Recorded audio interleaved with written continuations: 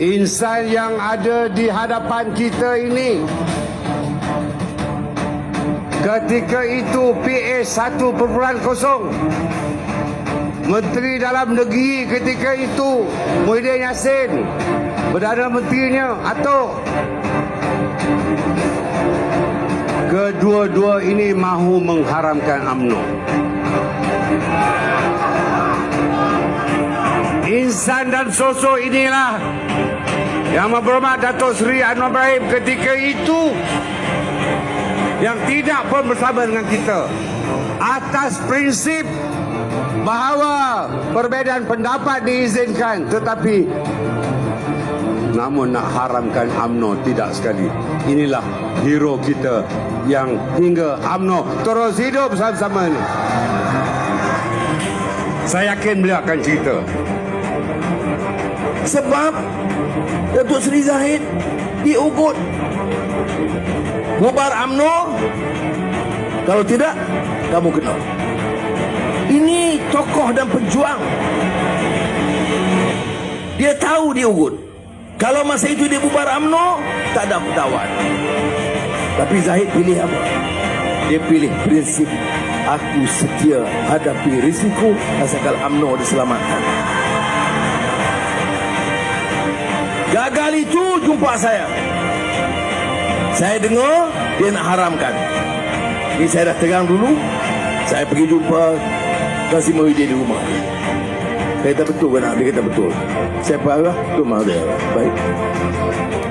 Ni, saya kata sebab apa? Oh tak boleh tadi, dia salah dulu. Saya bagi tahu keadilan, masa itu kita ada 52,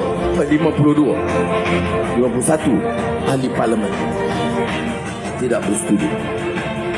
Dia termasuk dia lawan UMNO. Jangan lupa pula, saya memang melawan UMNO dulu. Tapi saya tak setuju haramkan UMNO sebab UMNO itu ada sejarah. UMNO yang melahirkan Datuk Onn Jaafar, Tunku Abdul Rahman, Tun Razak Husin. UMNO yang perjuangkan kemerdekaan. Bagaimana kita nak haramkan dan nak lupa dan nak padam sejarah itu? Tak boleh. Jadi Kassim Muhyiddin kata tak boleh. Ini arahan Tun Mahathir. Dia kata apa? Saya kata boleh. Saya akan jumpa Mahathir. Tapi kalau kamu buat juga, saya akan bercakap dengan DAP Guan A dan saya akan bercakap juga dengan Amanah, dan kami masa itu majoriti tidak akan terima. 2 hari lepas tu jumpa Tun Mahathir. Dia kata, oh Aju baik dengan Najib dengan Zahid. Tujuan dia nak seolah-olah saya dah pakat dengan Najib dengan Zahid. Dia tak mau jawab. Sampailah habis dia jatuh, tak mampu dia haramkan. Sekarang ada pemimpin-pemimpin UMNO yang khianat, penjilat. Kamu sanggup sokong orang yang nak jahanamkan parti kamu. Kamu sanggup cium, jilat orang-orang yang nak khianat pada perjuangan kamu. Apa jenis manusia ni kamu? Orang Kelantan yang saya tahu ini pejuang, berani, susah payah pun sanggup ke depan. Saya tahu berapa lama.